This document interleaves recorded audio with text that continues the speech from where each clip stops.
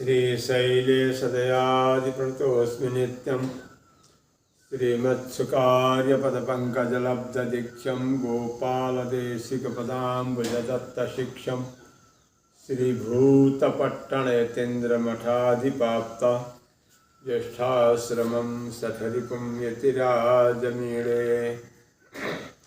बाधूलाभिसरोजसम्यविकसात् रङ्गार्यदौहित्रकम् श्रीमत्कोविदमानिवासतनयं सौशील्यभूषान्वितं श्रीमद्वेङ्कटयोगिराजचरणे न्यस्तद्मभावं मुदा श्रीरङ्गार्यगुरुं भजामि सततं कारुण्यवारां निधिं यं प्रव्रजन्तमनुपेतमपेतकृत्यं द्वैपायनो विरहकातराजुहाव पुत्रेति तन्मयतया तरवो विनेदो तं सर्वभूतहृदयं मुनिमानतोऽस्मि।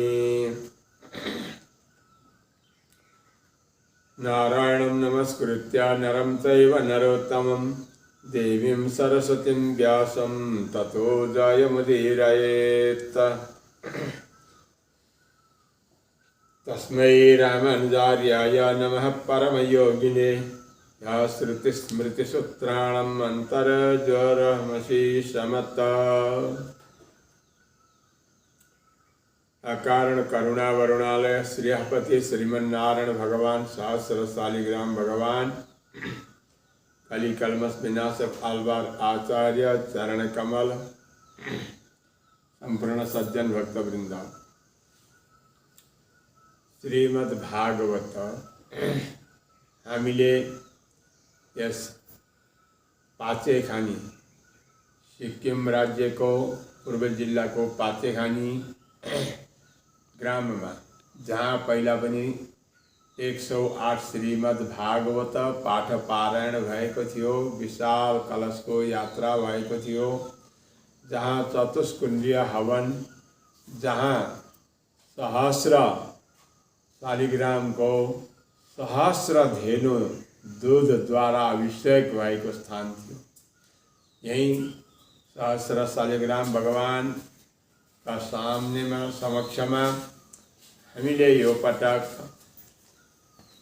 गोवंशको संरक्षणका लागि सारा विश्वमा नै भएका गाईहरूको संरक्षण होस्, संवर्धन होस्, यिनीहरूको दुर्मरण नहोस् भन्नका लागि भगवानसँग हामी प्रार्थना स्वरूप श्रीमद्भागवतको अनुष्ठान गर्न गइरहेका छौँ। यो श्रीमद्भागवत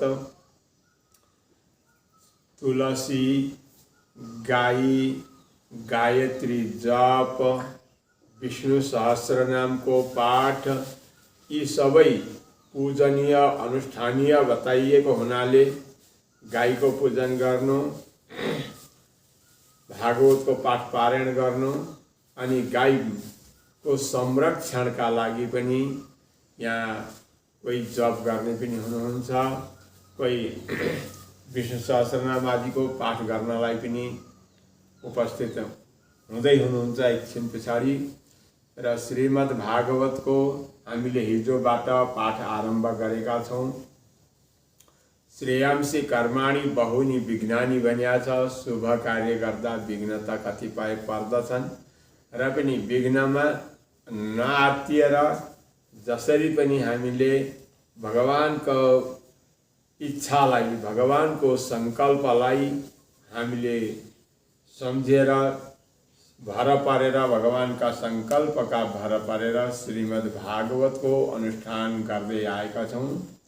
यो श्रीमद्भागवत कस्तो वस्तु हो भन्दा महात्म्यहरूमा बताइराखिएको छ। श्रीमद्भागवत यो वेद र उपनिषद रूपी वृक्षमा फलेर पाकेको रसै रस भएको श्रीमद्भागवत हो। यसमा सुरुमा नै मङ्गलाचरणमा नै श्री वेदव्यासजीले समग्र भागवतमा भएको सार बताइसक्नु भएको छ र यसको रहस्य व्यासजीले जति लेख्नुभयो त्यसलाई अझै सुखदेव उहाँका पुत्र सुखदेव स्वामी उहाँले परिपूर्ण यसलाई अझै धेरै रस भरिदिनु भएको छ। उहाँले एउटा फल तयार गर्नुभएको थियो व्यासजीले पनि, त्यो व्यासजीले पिताजीले तयार गरेका फललाई रस भर्ने काम पुत्र सुखदेव स्वामी साक्षात् जसलाई ब्रह्मरात भनिन्छ उहाँले भर्नुभएको छ। यो श्रीमद् भागवत यसै ब्रह्मसूत्रको दोस्रो सूत्रबाट प्रारम्भ गरिएको छ। जन्माद्यस्य यतोऽन्वयादितरतश्चार्थेष्वभिज्ञस्वराट् तेने ब्रह्महृदाय आदिकवये मुह्यन्ति यत सूरया तेजो वारिमृदं यथा विनिमयो यत्र त्रिसर्गो मृषा धाम्ना स्वेन सदा निरस्तकुहकं सत्यं परं धीमहि। यहाँ परतत्त्वको निर्णय पहिला गरिन्छ। अन्य ग्रन्थमा, अन्य पुराणमा, अरू इतिहासहरूमा कुनै पनि ब्रह्म भन्ने वस्तु को हो त भन्दा कुनै पनि एउटा देवतालाई नाम लिएर देवताहरूका नामबाट ग्रन्थ तयार गरिए भने यो श्रीमद् भागवत यस्तो वस्तु छ यो कुनै पनि सामान्य देवताहरूसँग सम्बन्ध नभएर सारा देवताहरूले वन्दना गर्ने योग्य वन्दनीय स्तुत्य जो परब्रह्म परमात्मा जसलाई भनिन्छ यस्ता परब्रह्म परमात्माको यहाँ मङ्गलाचरण गरिन्छ। कस्तो परमात्माको भन्दा अस्य यो चराचर जगतको विचित्र रचना भएको यस थावर जङ्गम रूप जगतको यतः जुन परब्रह्म परमात्मादेखि अथवा जुन उपादान कारण भएर यस जगतको अन्वयात उपादान कारण र इतरतः भनेको निमित्त कारण पनि। उपादान कारण स्वयं भगवान हुनुहुन्छ भने उपादान कारण कसलाई भनिन्छ भन्दा जसको अवस्था बदलिरहन्छ त्यो अवस्था बदलिनेलाई उपादान कारण भनिन्छ अथवा त्यो उपादान कारण हुन्छ। इतरतः तर उपादान कारण आफै आफ कार्य रूपमा आउँदैन, त्यसलाई संकल्प गर्ने अर्को चाहिन्छ। जस्तै माटाबाट घडा बन्दछ तर माटो आफै घडा बन्दैन, माटालाई घडाको संकल्प गरेर तयार गर्ने यन्त्र तयार गर्ने सहकारी कारण तयार गर्ने जसरी कुमाले चाहिन्छ त्यसरी नै यस जगतको पनि संकल्प गर्ने चाहिन्थ्यो। तर संकल्प भगवान स्वयं नै यसको संकल्पकर्ता पनि हुनुहुन्छ र यसको उपादान कारण पनि स्वयं भगवान नै भएर सम्पूर्ण महतत्व आदिदेखि लिएर सम्पूर्ण तत्त्वहरूमा सम्पूर्ण 24 तत्त्वहरूमा स्वयं आफै नै अन्तर्यामी रूपले प्रवेश भएर अथवा आफ्नै हृदयबाट यी सबै महतत्व आदिको आविष्कार गरेर बाहिर निकालेर अनि ती तत्त्वहरूको सम्मिश्रण गरेर त्यसमा फेरि आफू अन्तर्यामी रूपले भित्र प्रवेश गरेर यो जगतको सृष्टि गर्नुहुन्छ। यो जगतको सृष्टि गर्नका लागि अभिज्ञ सर्वज्ञ हुनुहुन्छ, कसैसँग सिकाउनु पर्दैन। यस्तो परमात्मा उस परमात्मादेखि यो जगतको जगत भनेको कति हो त भन्दा इमानी भूतानि जायन्ते यस्मात् जातानि जीवन्ति। यो सम्पूर्ण चराचर विश्व ब्रह्माण्ड जो देखिएको छ जो नदेखिएको छ त्यो सबै जगतको जसदेखि उत्पत्ति हुन्छ, जसमै स्थापना हुन्छ, जसमा गएर अन्तिममा लय हुन्छ, अन्तिममा मोक्ष अवस्थामा पनि जुन परमात्मालाई प्राप्त गर्दा मात्रै मोक्ष भनिन्छ, अन्य मोक्ष होइनन्। यस्तो जसदेखि हुन्छ त्यो नै परब्रह्म हो। ऊ कस्तो छ त भन्दा स्वराट अर्काका अधीनमा कर्मका परतन्त्रमा रहने होइन, आफ्ना इच्छाले आफ्ना सङ्कल्पले नै जगत संरचना गर्नु, स्थापना गर्नु अथवा आफूमा उपसंहार गर्नु सक्षम हुनुभएको हुनाले उहाँ स्वतन्त्र हुनुहुन्छ।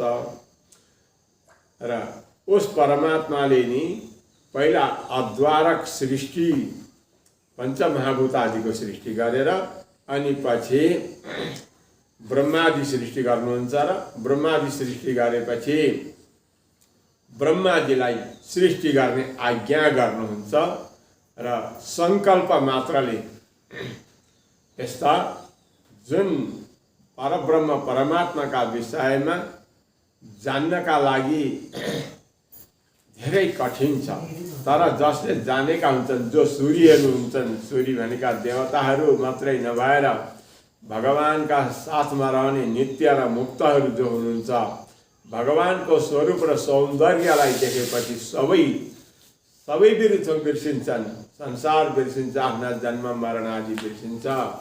यस्तो परमात्मा जो सौकुमारी आदि सौलभ्य सौशील्य आदि गुणले परिपूर्ण भएका परमात्मा जो हुनुहुन्छ भगवान, जसको दर्शन गरेपछि फेरि अर्को केही नै चाहना हुँदैन, यस्ता परमात्माले नै यस जगतको सृष्टि गर्नका लागि पानी, मृत्तिका र तेज, त्यो तीनवटा वस्तु, यसमा वायु र आकाशलाई त्यसैमा अन्तर्भूत गरेर पञ्चमहाभूतको सृष्टि हुन्छ। त्यो पञ्चमहाभूत अलग अलग भएर सृष्टि गर्न सक्दैन। त्यसो हुँदा एक अर्कामा पञ्चीकरण प्रक्रियाका न्यायले यसलाई एक अर्कासँग विनिमय गरेर परस्परमा मिलाएर अनि यो जगतको सृष्टि हुन्छ। यसरी उस परमात्मादेखि उत्पन्न भएको यो चराचर जगत जो छ, यो सत हो कि असत हो त भन्दाहुँदी यो सत्य हो, यो सत्य हो। परमात्मा सत्य स्वरूप भएपछि सत्य स्वरूपबाट सृष्टि भएको वस्तु कहिल्यै पनि असत हुँदैन।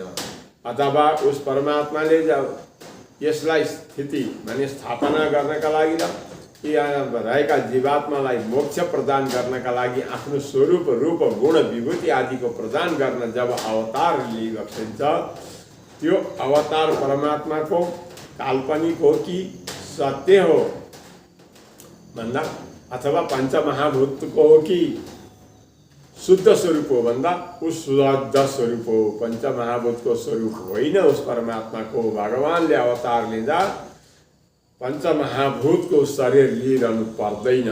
भगवान स्वयं आफ्नै स्वरूपबाट शुद्ध सत्य स्वरूपबाट नै अवतार ग्रहण गर्न सक्नुहुन्छ र यस्ता आफ्नो स्वरूप र स्वभावले नै आफू प्रकाशित होने यस्ता परमात्माको जब जगतमा आउने समय हुन्छ, भगवानको अवतार लिने समय हुन्छ। अवतार लिँदाहुँदी कसरी अवतार लिने, के का निमित्त भन्दा परित्राणाय च साधूनां विनाशाय च दुष्कृतां इत्यादि बताइएको छ। तर भगवानको अवतार लिएर भगवानले कसैलाई पनि मार्नु पर्दैन। भगवानले मार्नुभयो भन्ने कुरो मार्नु भएन। भगवानले नराम्रो विचारलाई त्यस जीवात्मादेखि हटाइदिनुहुन्छ, अलग गरिदिनुहुन्छ।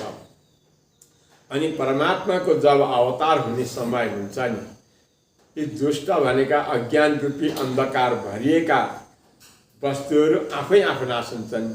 जसरी ग्रीष्म ऋतुमा सूर्य उदय भइसकेपछि त्यो सूर्यको उदयले अलिअलि लागेको त्वालो र बादल जो हुन्छ त्यो सबै खाइदिन्छ, हटाइदिन्छ र कडा घाम प्रकाश हुन्छन्, सूर्य प्रकाश हुन्छन्। जसरी त्यसरी नै भगवानको आविर्भाव अवतार भएपछि हुने समयमा सबै ती प्रकृतिमा भएका नराम्रा गुण जो छन् मूर्तिमान बनेर निस्किएका, ती आफै आफ सूर्यको उदय भएपछि अन्धकार हराए झैँ हटे झैँ आफै हट्दछन्।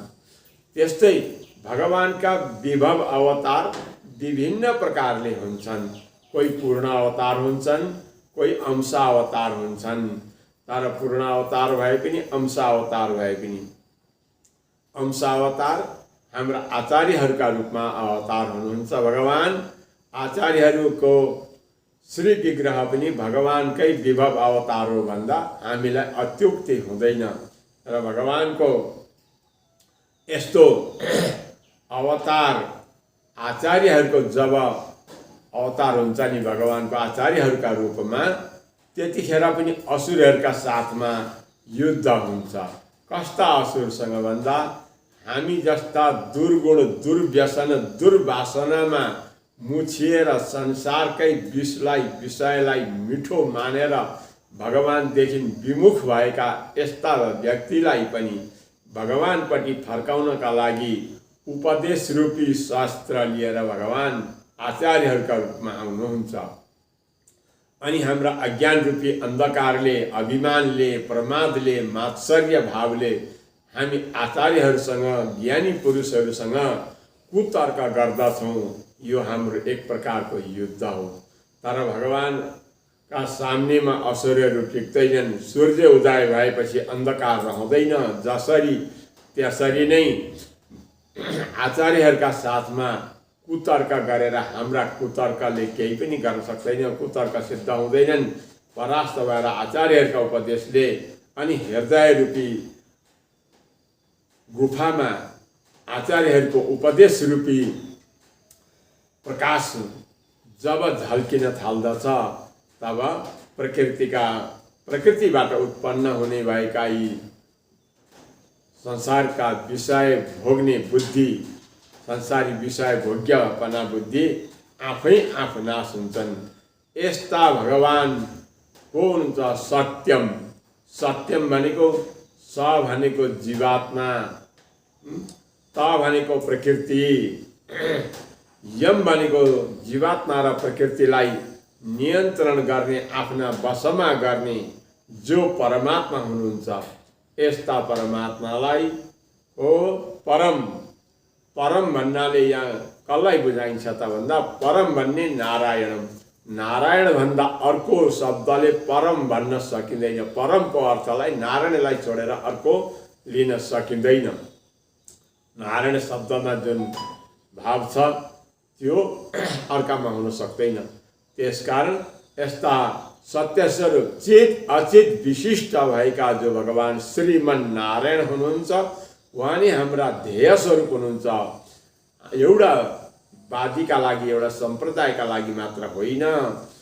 उहाँ श्रीमन नारायण परमात्मा सम्पूर्ण जीव जन्तु प्रकृति सबैको आधार हुनुहुन्छ, सबैको संरक्षक हुनुहुन्छ, सबैको स्वामी हुनुहुन्छ। उनै परमात्माले नै सबै जीवलाई रक्षा गर्नुहुन्छ। उनै परमात्माको जब सङ्कल्प हुन्छ तब जीवात्माहरूले एउटा एउटा सम्झिन्छ, एउटा यसो गर्नुपर्नेछ भनेर। त्यसरी नै यो जगतको कल्याण हुन्छ। र यस्ता भगवान श्रीमन नारायणलाई हामी हृदयबाट नै साष्टाङ्ग दण्डवत गर्दछौँ, वन्दना गर्दछौँ। र उनै श्रीमन नारायण भगवानको सङ्कल्प भएर यो घोर कलियुगमा पनि कसैका हृदयमा प्रवेश भएर यस्तो अनुष्ठान गर्ने प्रेरणा कसैलाई दिएर उहाँका मुखबाट प्रस्फुरित भएर अनि यो अनुष्ठान आरम्भ हुन गइरहेको छ। र यो अनुष्ठान हामीले यहाँबाट पनि गर्दैछौँ। हामीले गरेको होइन, हामीलाई निमित्त बनाएर यो अनुष्ठान भगवानले नि आफ्ना पूजनीय, आफ्ना प्रिय वस्तु, भगवानका प्रिय गाई गोपिनी, यो त सबैले सुनेकै छौँ। र प्राणस्वरूप भएका गाईहरूको रक्षा गर्नका लागि भगवानले नि यो पटक सङ्कल्प गरिबक्सिएको छ र यो अनुष्ठान आरम्भ भइरहेको छ। यस्ता अनुष्ठान हामीले वैदिक सार्वभौम भएका, माने वैदिक समाजले सबैले गर्न अति आवश्यक छ। र यो अनुष्ठान बारम्बार गर्दै रहौँ। यसरी नै हाम्रो निरन्तरता अगाडि पनि चलिरहनेछ। जय श्रीमन्नारायण, जय श्री गोमाता, जय होस्। जो गोवंशको रक्षा गर्ने भक्त भागवतहरू हुनुहुन्छ, उहाँहरू सबैले गाईको ऋणी आफूलाई सम्झिदिने। जय होस्।